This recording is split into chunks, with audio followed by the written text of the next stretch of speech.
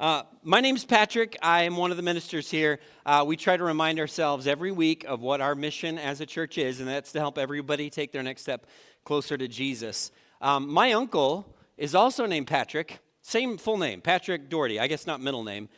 So my cousin's also named Patrick. When I traveled over to Ireland a couple years ago, about a third of the population, men and women, are named Patrick Doherty. So there's just a lot of us around there.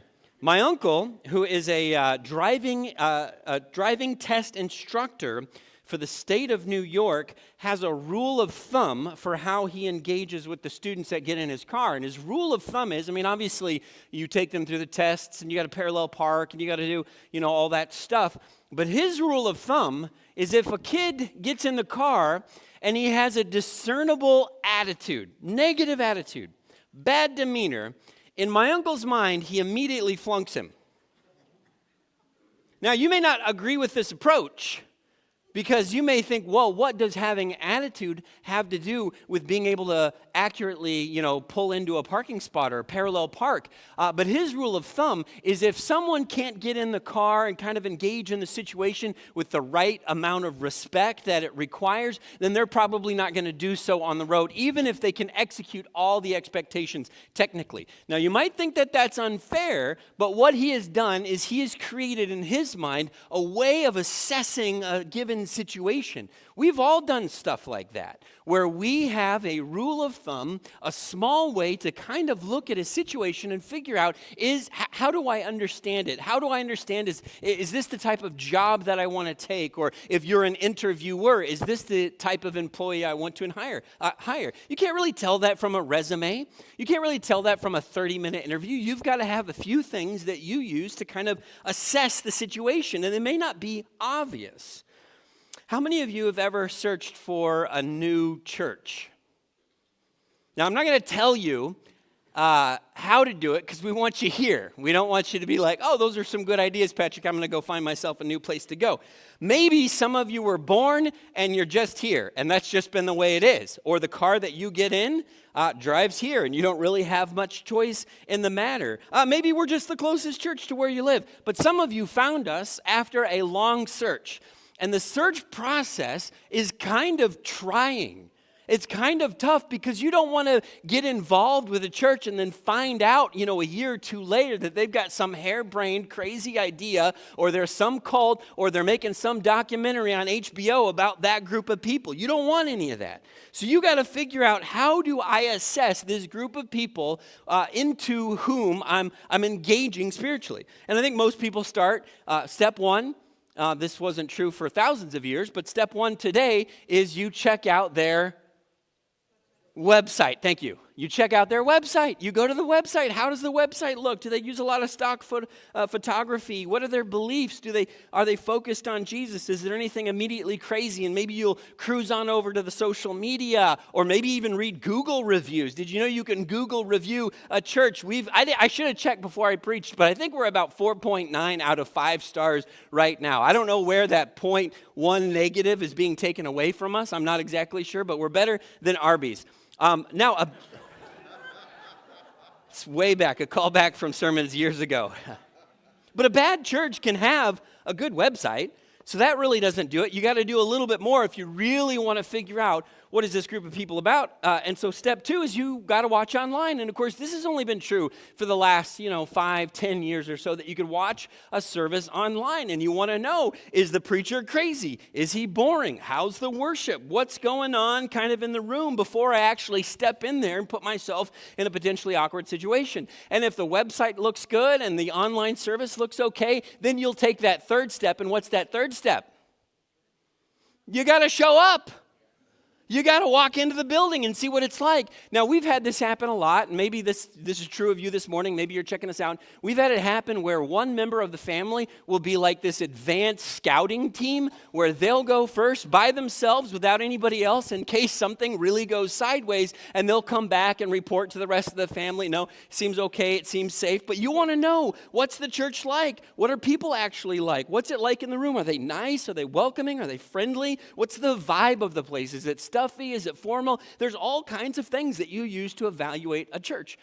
When we evaluate a given congregation, we think that we're looking for things like a good children's program, which we have thanks to a lot of work that Logan and many volunteers do, or we think we're looking for good worship or a certain kind of worship, or we think we're looking for a certain kind of community, but really all those things are symptomatic of what we're actually looking for in a good church. The question we're actually asking may be a question that you've never articulated about a church, and we're really asking this: is this church healthy? Is this a healthy church? Is this a good church? Is this a place where people will love me? And is this a place I can learn about Jesus? I mean, sure, yes, of course we want things like doctrine to be good. We want them to trust the Bible. We want them to love Jesus. But a healthy church is almost greater than the sum of those parts. Will I grow to be more like Jesus here? Are people safe to build deep, lasting relationships with? Are they going to love me and my family well? And those aren't easy questions to answer. Some of you may have been here for years and you're still trying to figure out, is this a healthy church? Am I safe? All those things. They're not easy questions to answer, and I don't know that we always realize we're even asking them. Let me give you this. This is a rule of thumb. I don't want anybody to leave here and go find another church. But if you were to move away or some circumstance were to take you away, I want to give you 3 things you should be looking for to answer that question, is this a healthy church? Number one thing, they must be relentlessly focused on Jesus. If they're not, it's not a healthy church. So Joey this morning, when he shared with us those thoughts about Jesus taking every sin that could ever be conceived of, that's awesome to see. So if you're assessing things this morning, that's something that you want to see. The other thing, that you want that church to be steeped in grace. You want the interactions people have to just be full of grace. All the conversations to be full of grace. You want a lot of grace because you know you need it, and so do other people. There has to be a lot of grace. But the third may be less obvious. The third is less obvious, that, and this is what we're going to spend our primary focus this morning will be on this. The third thing for a healthy church is that healthy churches have healthy leaders. Healthy churches have healthy leaders who help the church stay focused on the first 2. Healthy leaders who help the church stay focused on the first 2. Because maybe a church can run on momentum for a while. But without healthy leaders, it's like running out of gas. You can coast so long. How many of you have ever coasted into the gas station? I've done that before. But you're gonna run out of steam at some point. Healthy churches need healthy leaders to keep them focused on those first 2 things. And really, you could probably translate those first 2 expectations as a healthy church needs to really, truly love God. And a healthy church really needs to truly love one another.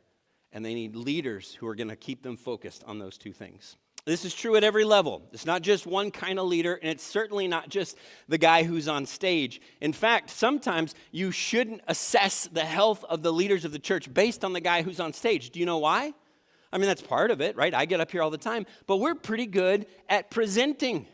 We want you to be here, so we're going to show you, hey, this is why this church is good. This is what's going on. What you need to do is figure out the leaders at other levels, the behind-the-scenes leaders, who's leading the children's ministry. It does mean me preaching, who are the ones in charge of the ministries, and it also means this category of leader that a lot of churches have, not all, but a lot of churches have, called elder. Who are the ones that are in charge of the spiritual care and concern of a particular congregation? Why is an elder important to me? We're in a series in the book of Acts, and we're going to jump into a flashback.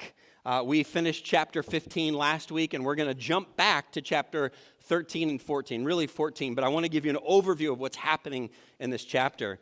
Paul and his good buddy Barnabas are really hopping all over the Mediterranean. They're hopping really around the island of Cyprus, what is Turkey now, and then what is also Syria. They're just going around to these places, and in every new place, they look for people who might be interested in the message of Jesus, and if they find people who are interested in the message of Jesus, they form a Jesus community.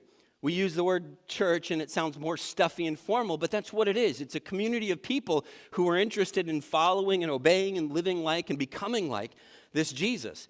So they go on this trip. Barnabas and Paul go on this trip, and it took several years.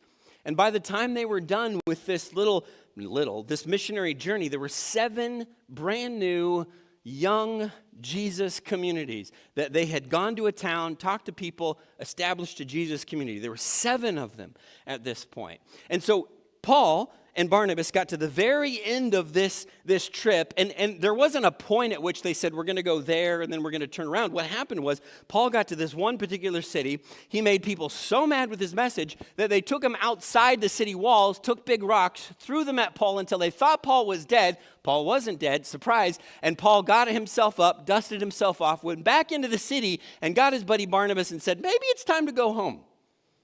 Maybe that's it. That's exactly what happened. And he says to Barnabas, hey, why don't we make a return journey? Let's visit the places that we came on the way here. Check in on how those churches are doing. So he retraces his steps. This is Acts 14, verse 21. Then they returned to Lystra, Iconium, and Antioch, strengthening the disciples. These are the new communities that they had established, and encouraging them to remain true to the faith. And he says, we must go through many hardships to enter the kingdom of God. And Paul had the bruises to prove it, that it was going to be hard to continue this path to pursue Jesus. But then he does this thing, verse 23, Paul and Barnabas appointed elders for them in each church, and with prayer and fasting committed them, the elders, to the Lord in whom they had put their trust. So step 1, form a Jesus community. Step 2, find healthy leaders. That's the first 2 things Paul does in these particular churches. Obviously, there's a lot more detail, but generally speaking, that's the 2 large categories. Now, when you read this text, Luke, the author of the book of Acts, just assumes that we all know what an elder is. But he's only used the term one other time. And I think a lot of us, we have a sense of what that is because maybe we've been around churches, or we have the concept, or we know that elder means an older person. But what is Luke trying to get at? What is the concept of elder? And the reality is, the concept of elder is very old. No pun intended. Well, a little pun intended. The concept of elder is very old. It goes all the way back. The first time you see the word elder in the Bible goes all the way back to the book of Exodus, chapter 3. Moses is just shepherding some sheep, and all of a sudden a bush that is on fire but isn't consumed starts talking to him. Very strange story.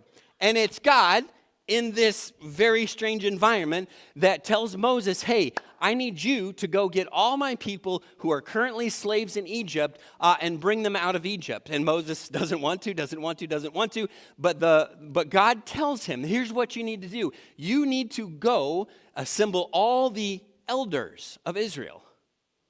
All the elders of Israel. Who are these guys? What does that mean? The word in Hebrew, which is what Exodus was written in, the word in Hebrew literally means bearded ones. That's all it means. Some of you are like, I thought an elder was like a big, formal, stuffy category. No, just got to have a beard, evidently. Bearded ones. You can see the logic, though, right? You can see how that word, even the word elder, which means older, you can see how that came to be a proxy for the kind of person who, through wisdom and experience, has lived a pretty good life and to whom you would seek out advice and counsel. You can see where that would come. It's probably the same logic that, does anybody know how old you have to be president of the United States? 35, yes, 35. Do you think something magical happens between 34 and 35? All of a sudden they get, no, why that cutoff? It's arbitrary. But they're just trying to imply that someone has had a little bit of life experience and now they're ready to assume the office of president. But yeah, there's no particular, it's not like something crazy happens at 34. We go through mental experience puberty or whatever it is, and all of a sudden now a 34-year-old can't handle anything and a 35-year-old can't. It's just arbitrary cutoff because we feel like in order to assume certain positions, there needs to be something that says this person has lived a little bit, has experienced a little bit. Elders actually are all over the Gospels. It's not even just a church concept either. Elders are all over the Gospels. You know how when we read the Gospels, there's always this group of people that seems like they're the bad guys? Who is that group of people? Pharisees. But did you know, if you read the Gospels, there's always this other group that's kind of tagging along. It's actually 2 or 3 groups. It's like the Pharisees and it's the teachers of the law. But there's always this other group. Like, for example, Luke 22, verse 52. Luke 22:52. Then Jesus said to the chief priests and the officers of the temple guard and the elders who had come for him. This is when he was being arrested. There were some elders that came in and arrested Jesus too. It wasn't simply just a New Testament church thing. It was an ancient category of people who, through their life experience, had risen to some relationship of influence with the people around them. Now, the concept, so in other words, the concept wasn't invented for the church. It was a known thing. So when Luke says, hey, Paul went and established elders, people were like, oh yeah, I get it. I have a category for what that idea is. But there were no expectations or requirements. Paul just went in and we're told he established elders. The concept of elders this is important. An elder isn't just religious, by the way. An elder isn't just religious. It's anyone with experience and wisdom that you allow to have influence in your life. You have non-religious elders in your life. When you're going through something that is difficult or trying, it could be something related to work, and you're like, man, I got this guy at work who has been using Excel for 40 years, and he really knows how to use it. You call him up. That person is functioning as an elder, a voice of influence in your life to help you get through something that you don't understand. You might be a non-religious elder in somebody's life. You might function in that role. Someone, if you've got a child who's 6 months old, someone who doesn't have any kids might be looking to you for advice. If you've been married 15 years, someone who is just getting married might look at you for advice. They're looking at you to ask for counsel and guidance and wisdom. That's the function of an elder. So it's not necessarily, it doesn't have to be religious. A public gym that I used to go to all the time that had a basketball court, and so there were a bunch of guys that would play basketball a couple times a week. And I don't know I don't know what it is with guys and sports, and maybe women are this way too, but especially at just some public venue, there's always a lot of fights. They get in fights. You fouled me. No, I didn't. Then say mean things about their mom and their family and all that. And it starts to get physical. At this particular gym, there were 2, I thought they were old at the time. They were probably like in their early 40s, but I was like, those guys are ancient, bearded ones.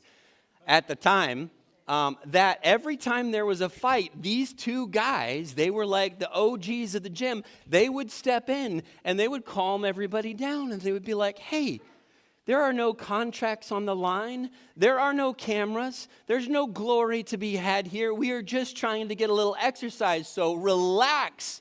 Now, these guys weren't employed by the gym.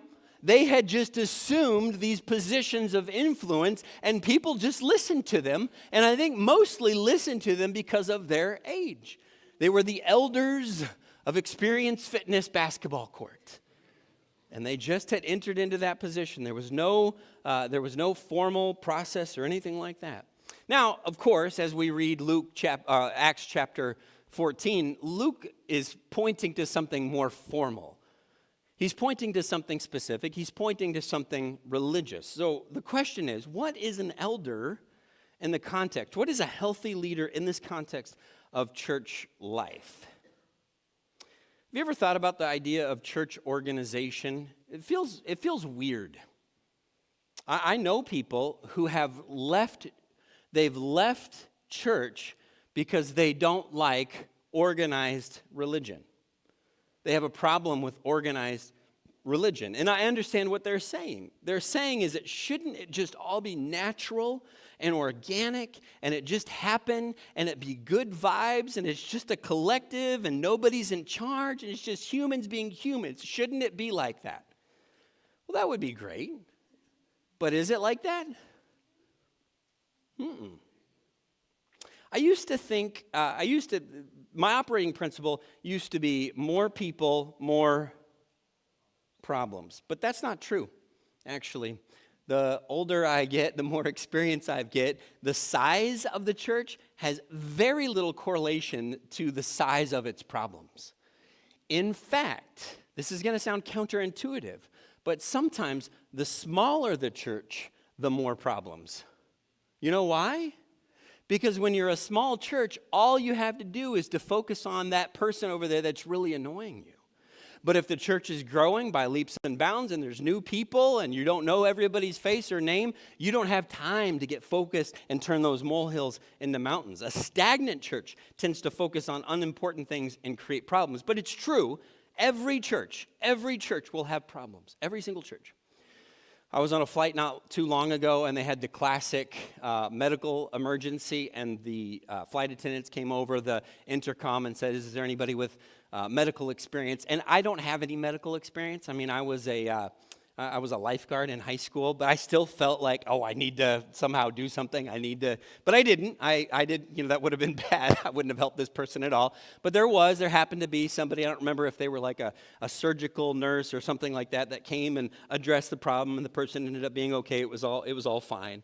But if you've ever been in a situation that felt like it was an emergency, where things were starting to go off the rails, there's always people in those circumstances that kind of rise up and say, I know what to do, or I'm going to take charge, whether they know what to do. So I want to offer a few hypothetical spiritual emergencies in a church, and I want to ask, what kinds of people would you call in to address these spiritual emergencies? Let's say it's two members of a small group that have a falling out. And at first, it's kind of mild. It doesn't seem like it's that big of a deal. But then the small group begins to take sides. And eventually, the one small group becomes two separate small groups. But it's not growing, and that's not healthy. And then the people of these different two small groups start sitting on very different sides of the building, and it becomes very pointed that there's tension in the room when these two groups are in the building, and one group won't send their kids to class when the other group's teachers are teaching class, and one group won't sing if the other group's person is up here leading songs, and it begins to be a much bigger problem, much bigger drama affecting everybody. Who do you call?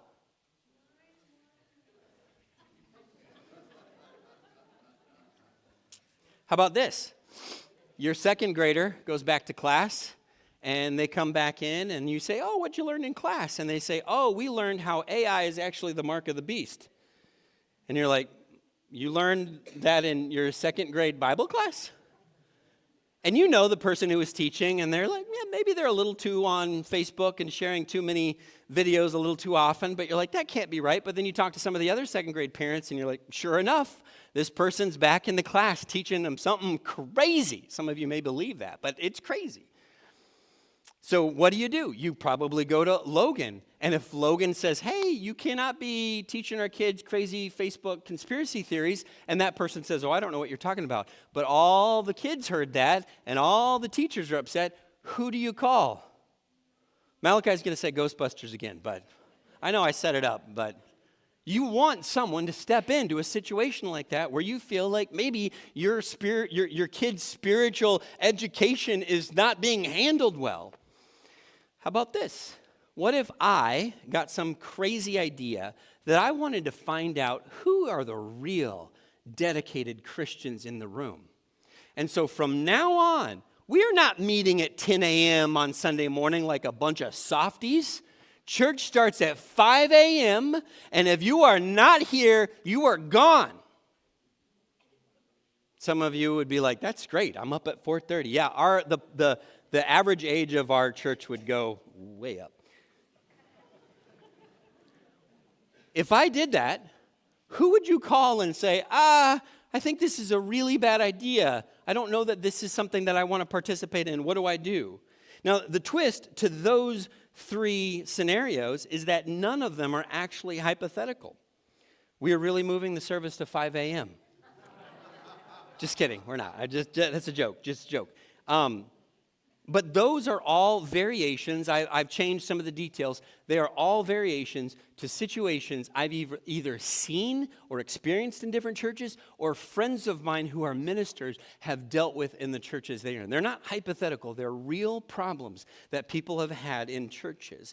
And I spared you some of the details. And by the way, I spared you the worst scenarios. There are much worse things that have happened that are very difficult. In fact, I know I have several friends right now who are going through very difficult church situations.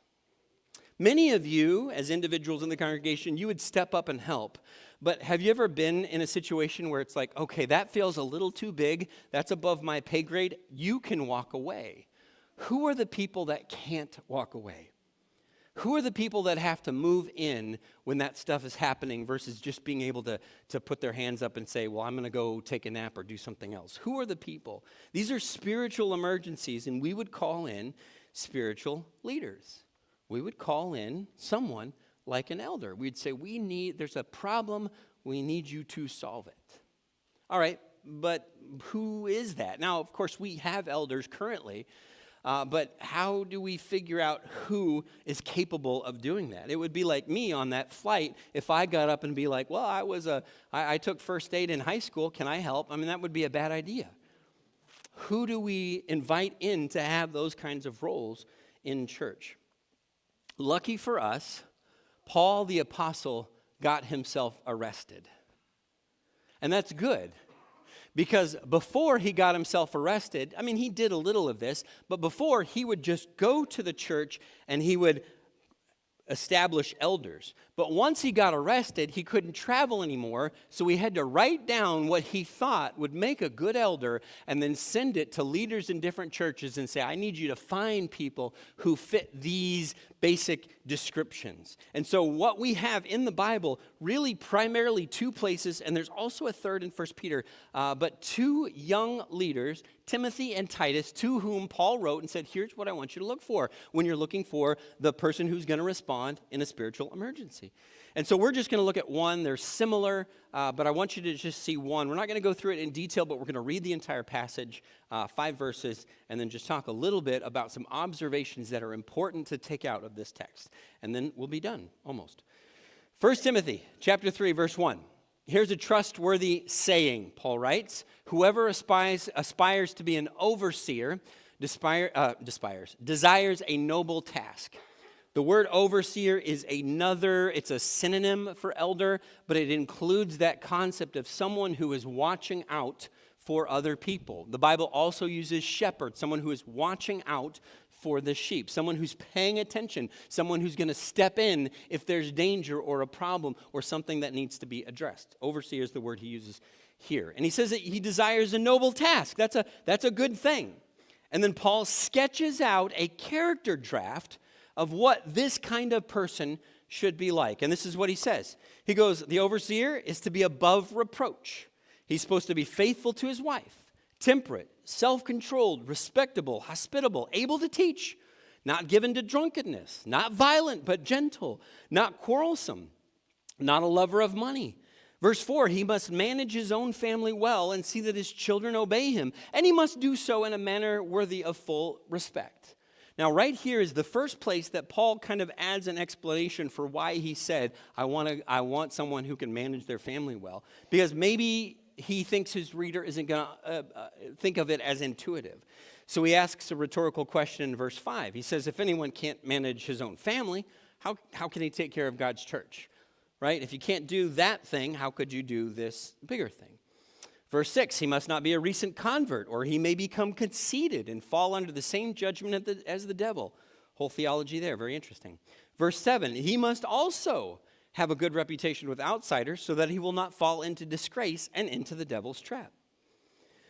You've probably, if you've been around church very long, certainly if you've been around Churches of Christ very long, you've come across these passages. You're more or less familiar with them. You've probably gone through them line by line, word by word, detail by detail. That's not what we're going to do. I want you to draw your attention to two broad categories within this description. And the first category is to note this, and this is extremely important. A lot of churches get this wrong and thus create an unhealthy environment. But the first category is that this is not a checklist, but a character sketch. It's not a checklist, but a character sketch. Our brains, especially certain types of people, they love checklists so much, and Paul presents it kind of like a checklist that we're just like, it must be a checklist. But it's not, and it's important that we understand that. First of all, everything he lists runs along a spectrum. It runs along some spectrum, and there's some subjectivity to it. For example, some of you would be like, well, wasn't one of those things faithful to his wife? There's not really any subjectivity to being faithful to your wife. Have you ever thought about this? Let's say I brought someone up here and I said, hey, Frank here is going to be an elder. We really want him to be an elder. We think he'd be a good elder. And then I say, technically, he's been faithful to his wife. Would you be like, oh, yeah, I'm real comfortable with that. That sounds great. He has fit the minimum standard of whatever checklist that I'm imposing on the situation, but we wouldn't be comfortable with that. We don't want someone who's technically faithful. We want someone who is like faithful to the nth degree. We want someone who just deeply loves their wife and adores their wife and is happy that their wife exists and they get to live with them for their entire life. We don't want someone that's like, technically, we wouldn't want that. There's a spectrum of understanding of these kinds of passages. The word, you've heard this, I'm sure, the word means one woman man. The phrase means one woman man. Now, it could refer to polygamy. That's a possibility, but it was pretty uncommon in that era, so it's probably not quite what it means. It probably means that a guy who doesn't have mistresses on the side, someone who is faithful to his wife. How about above reproach? How about this one, above reproach? The overseer, the elders to be above reproach. I want to share with you a text I got from one of our current elders. I want to see what you think about it. I hid their name so you wouldn't know. Go ahead and go to the next slide if you would. This is a real text that I got from this nameless elder who was on their way to a leadership meeting we were having, and there was a lot of construction. And so, evidently, they were so discouraged by the construction that they decided to do something questionable. I don't know what dirty tours are. I have no idea. And I should have responded in the moment, but this elder that shall remain nameless was obviously using voice to text. And is there a English word related to construction that voice to text could do you wrong and translate as dirty tours? Yeah, right. Yeah. This is another Bruce. Don't worry, Bruce. A different Bruce. You guys don't know him.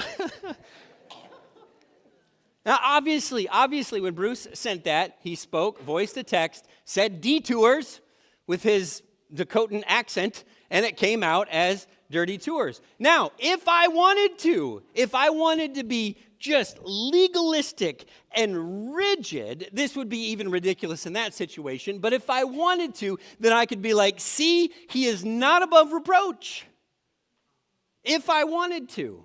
And I have seen churches do things that are about that ridiculous, where there is nothing, this person is blameless, but because they want to have control of the situation and they're interacting with these expectations as a rigid, legalistic checklist, they have eliminated people from being good, healthy leaders in a church.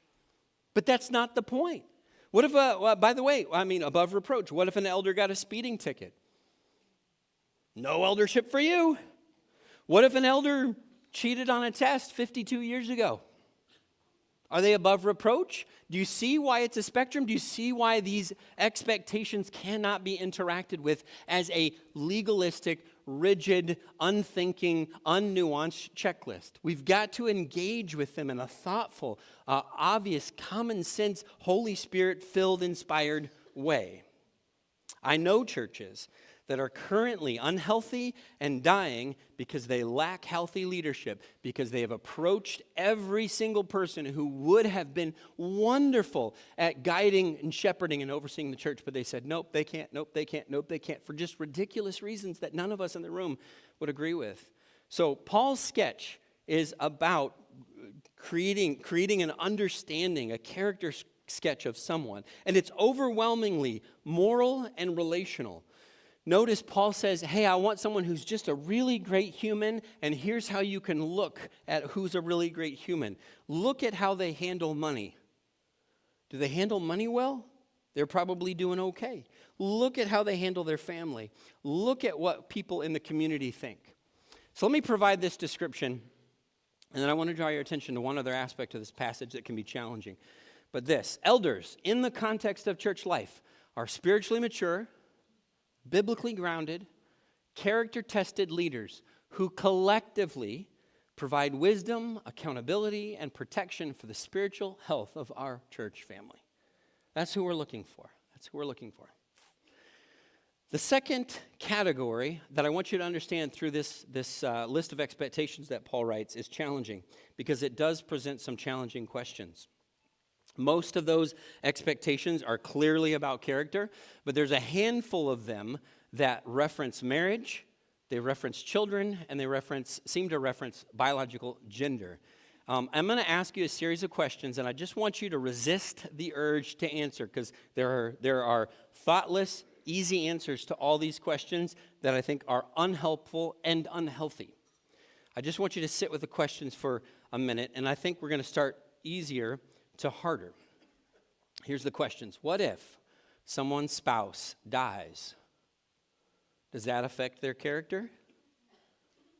What if they've been remarried, especially if it was early in their life or before they were a Christian? How about what if they're single? I mean, that doesn't have to speak to their character. It just means that God has called them to a different life than other people. In fact, I mean, wouldn't we argue? Well, I think Paul the apostle was single. Jesus was single. How about this? What if they can't have kids? Such a painful experience.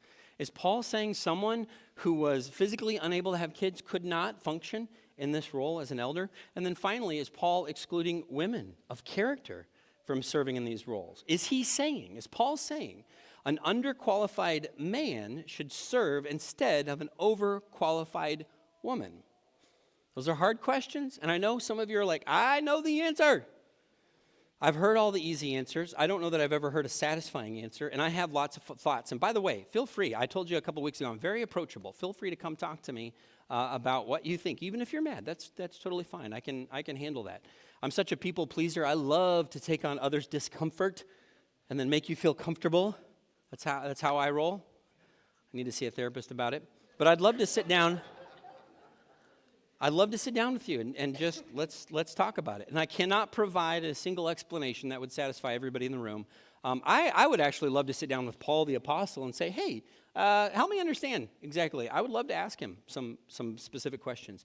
But I just want you to keep three elements in mind as you wrestle with these questions. Number one, we must seek the heart of God. With tough issues, we must seek the heart of God. Just like Bruce's confusing text to me, because I know Bruce's character, I didn't assume he meant anything untoward, because I know who he is. I have heard answers to those questions I posed that minimize the wisdom and capability of women and single people and childless people, and I think that's wrong. It's always a wrong answer. I don't think that reflects the heart of God. We have to seek the heart of God when we're exploring those topics. We're trying to follow God and understand Scripture, but one of the interpretive principles for understanding Scripture is who is the character of God, or what is the character of God? What is the character of Jesus? Number two, don't assume negative motives with people with whom you disagree. Seek to understand their heart. Don't presume you know what they think. There are good-hearted, honest-minded people wrestling with these texts and trying to follow Jesus faithfully. Number three, healthy churches talk about hard things. I have been around a lot of churches in my life. When I was a kid, I liked to ask challenging questions. And I was just wanting to understand, and it was always interpreted as anti-authoritarian, and I didn't mean it that way. And I was shut down a lot in churches. And I think that's absolutely wrong, absolutely hurtful. Churches need to talk about hard things. To that end, if you want to talk about hard things, if you're really feeling something, if you have a tough, emotional, controversial question about what we just talked about, here are the elders' phone numbers right here, okay? Call all of them. Those aren't really the elders' phone numbers, obviously, because this goes all over the interwebs and we don't need to publish their cell phones everywhere. But let me say this. You have access to our church directory that does have the elders' phone numbers, emails, and home addresses. If you really want to, they said, talk to us day or night. If you want to go talk to one of our elders at 3 in the morning, I have some questions. They said, please do that. They didn't really say that, but I'm inviting you to do that. We have to talk about hard things. Unhealthy churches shut down hard conversations. We often ask, I'm going to finish with this. We often ask this question, what's your next step? We try to wrap up every sermon with this. And what's your next step? And this is one of the few times where I'm telling you what your next step is.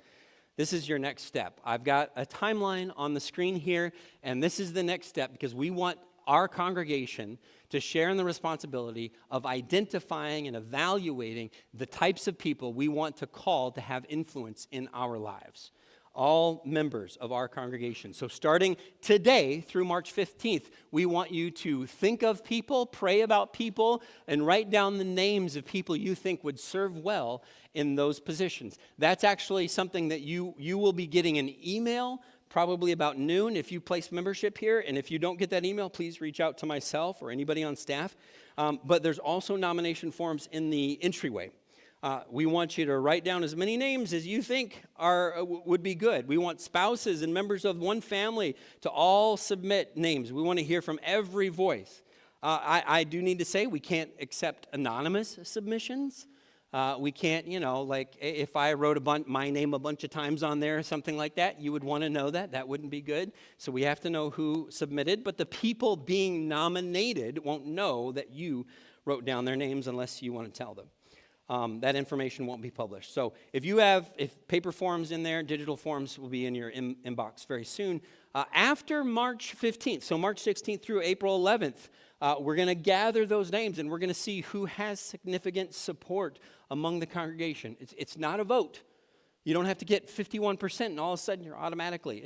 That's not how it is. We want to see whose names the congregation surfaces, and then the elders will compile those, and they'll talk, and they'll interact with those people and ask them, are they willing, are they interested, what do they think about it, and that'll happen for a few weeks. Elders are going to interact with those people, those families, and then on April 12th, we're going to share the names of the people who receive support and who are willing to serve in that capacity. We'll share those names with you, and then we're going to give you a couple weeks to share with us any concerns you would have about that person, because this really does matter. We are inviting people to have spiritual influence in our lives, and it is important that we hear the voices of people in this congregation. I'm going to wrap up with this, Acts chapter 14, verse 23. This is the passage we began with. Paul and Barnabas, appointed elders. I want you to see particularly what he says at the end of this. Paul and Barnabas appointed elders for them in each church, and with prayer and fasting. I would encourage that. I would encourage lots of prayer. And if you really want, because healthy churches matter, or healthy leaders matter to healthy churches, even spending some time denying yourself food to focus on prayer is a good practice in the midst of this. Committed them to the Lord, and I love this, in whom they had put their trust. Ultimately, even if we think, that person would be a wonderful leader and it's awesome that they're going to assume that position, it's really not about them. It's about our trust in God and what He is doing in this congregation. That's ultimately what it's about. So, starting today, we're going to ask you to help us identify those people. And really, go to this slide, right. Really, I want you to think about this, but then I really want you to answer this question as we wrap up. I'm going to invite the praise team, if they would, by the way, to come on up here. But I want you to think about this question. Who do I want to invite to have spiritual influence in my life? Who do I want to invite to have spiritual influence in my life? If you have any questions about that or about the process or anything, please come talk to myself or any of our elders or any of our staff. We would love to help you with any of that.